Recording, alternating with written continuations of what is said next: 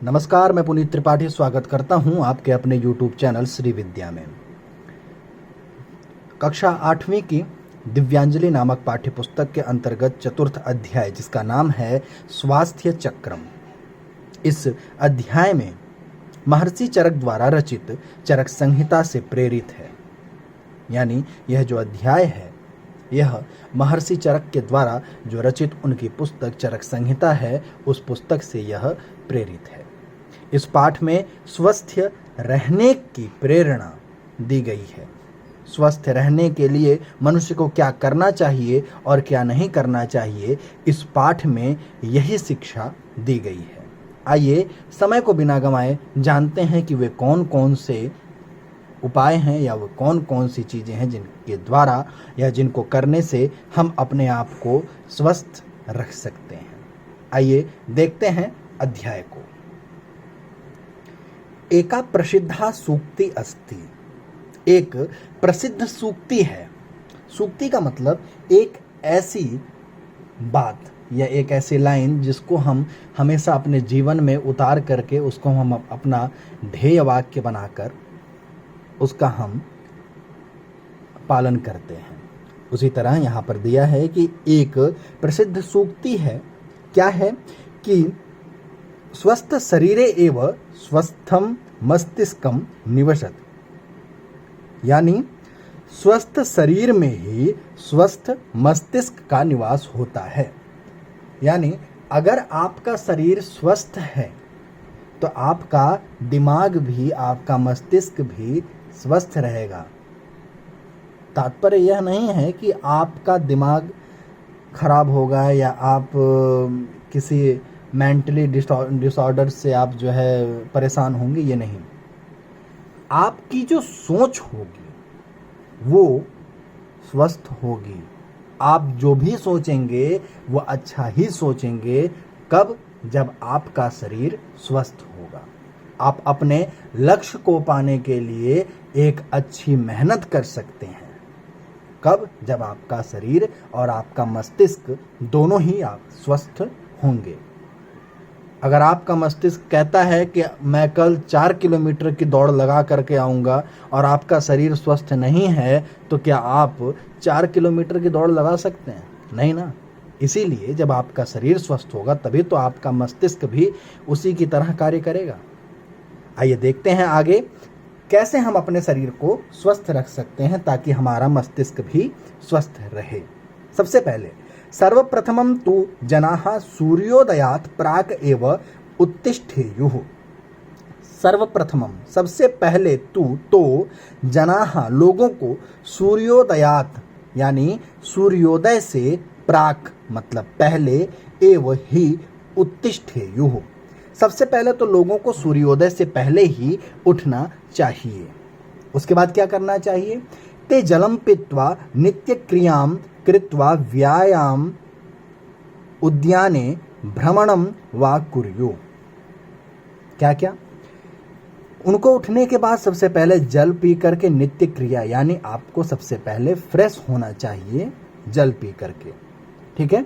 अच्छा, जल पीने के लिए भी एक बात कही जाती है कि आप रात को तांबे के बर्तन में रखे हुए जल को पीजिए और उसे सुबह उठ करके आप उसको पीना शुरू कर दीजिए। ठीक है। जल पीने की यह क्रिया आपके लिए बहुत ज़्यादा लाभकारी रहेगी। तो सुबह उठते ही आपको जल पीना है, उसके बाद आपको फ्रेश होना है। फ्रेश होने के बाद आप व्यायाम करिए, उद्यान में जा कर के थोड़ा सा घूमना और टहलना, वहाँ पर आप सभी हर तरह के एक्सरसाइजेस को आप कर सकते हैं। ठीक है। आगे देखते हैं। इदम सर्वम स्वास्थ्याय अति आवश्यकम। इदम सर्वम यह सभी स्वास्थ्याय मतलब स्वास्थ्य के लिए अति आवश्यकम बहुत ज़्यादा जरूरी है। स्वच्छ जलेन स्नानं कृत्वा स्वच्छानि वस्त्राणि धारयेयुः। स्वच्छ जल से यानी साफ जल से स्नान करके, स्वच्छ मतलब साफ, वस्त्राणि वस्त्रों को धारण करना चाहिए। ठीक है। साफ जल से स्नान करें और साफ कपड़े पहनने। ठीक है। उसके बाद ईश्वरं स्मृत्वा प्रातराशं खादित्वा एव स्वकार्याय गच्छेयुः। स्नान के बाद, तैयार होने के बाद आप सबसे पहले भगवान का स्मरण करें, ईश्वर को आप स्मरण करें, जो भी आप जिसको भी मानते हो आप उसका स्मरण करें। प्रातराशम मतलब सुबह का जो नाश्ता होता है, ठीक है, ये प्रातराशम मतलब नाश्ता है। नाश्ता खादित्वा यानी ब्रेकफास्ट को खाने के बाद ही, एव मतलब ही, स्वकार्याय गच्छेयु अपने अपने कार्य की तरफ जाना चाहिए। अगर आप ऑफिस वाले हैं तो आप ऑफिस जाइए, अगर आप स्टूडेंट हैं तो आप स्कूल की तरफ बढ़िए, ठीक है। उसके बाद देखिए, सदैव गुरुजनान वृद्धान आचार्यान च नमेयुः। सदैव हमेशा अपने गुरुजनों को, अपने बुजुर्गों को, अपने आचार्यों को नमस्कार करना चाहिए या उनको प्रणाम करना चाहिए। नमेयुः। अतिथि नाम सम्मानम कुर्युः। अतिथियों का, जो आपके यहाँ गेस्ट आते हैं, उनका आप सम्मान करें या उनका सम्मान आपको करना चाहिए। सदैव हितम मितम मधुरम च वदेयुः। ठीक है, सदैव हमेशा आपको अच्छा और आपको सत्य और मीठा ही बोलना चाहिए। महोत्साह, महोत्साह मतलब उत्साही। विनम्र मतलब विनम्रवान। क्षमावंतः मतलब क्षमा देने वाला। निर्भीकः मतलब निडर। च स्युः, व्यक्ति को हमेशा उत्साहवान, विनम्र, क्षमावान और निडर होना चाहिए। ठीक है, आगे आगे देखते हैं हम। कदापि असत्यम परदोषान च न वदेयुः।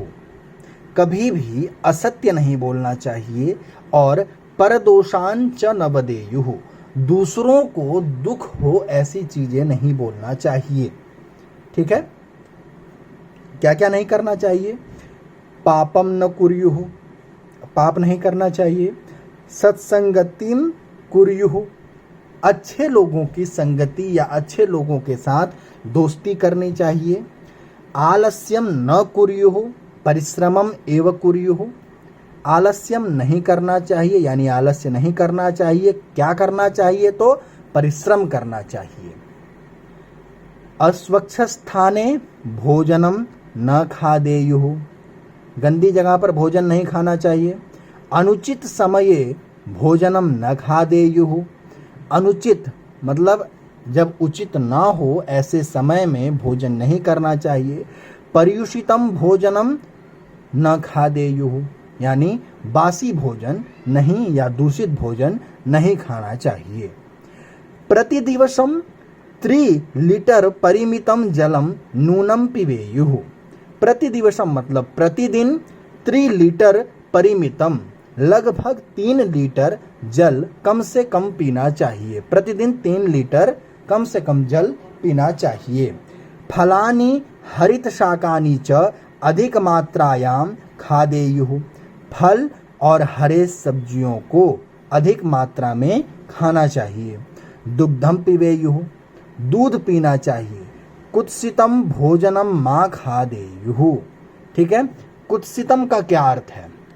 बाजार का बासी या खराब भोजन नहीं खाना चाहिए। ठीक है, एतेषां नियमानां पालनम कृत्वा एव जनाः, इन सभी नियमों का पालन करके ही लोग मनसा वचसा शरीरेण च स्वस्थाः भविष्यन्ति। इन सभी नियमों का पालन करने से ही मनुष्य मन से, वाणी से और शरीर से स्वस्थ हो सकता है। यस्मिन् देशे स्वस्थाः जनाः वसन्ति सः एव देशः उन्नतिं करोति, जिस देश में स्वस्थ लोग रहते हैं वही देश उन्नति करता है। ठीक है, स्वास्थ्यम एव सर्वश्रेष्ठम धनम भवति, स्वास्थ्य ही इंसान का सबसे श्रेष्ठ धन होता है। ठीक है, इसीलिए कहा गया है कि व्यायामात् लभते स्वास्थ्यम दीर्घायुष्यम बलम सुखम आरोग्यम परमम भाग्यम स्वास्थ्यम सर्वार्थ साधनम। यानी इसका हिंदी भावार्थ क्या है कि व्यायाम से ही स्वास्थ्य, लंबी आयु और सुख की प्राप्ति होती है। निरोगी होना परम भाग्य है। ठीक है, आरोग्य मतलब निरोगी होना परम भाग्य है और स्वास्थ्य से अन्य सभी कार्य सिद्ध होते हैं। स्वास्थ्यम सर्वार्थ साधनम। जो आपका स्वास्थ्य है, अगर आप स्वस्थ रहेंगे तो ही आप अपने सभी कार्यों को सिद्ध कर सकते हैं, यानी अपने लक्ष्य को आप प्राप्त कर सकते हैं।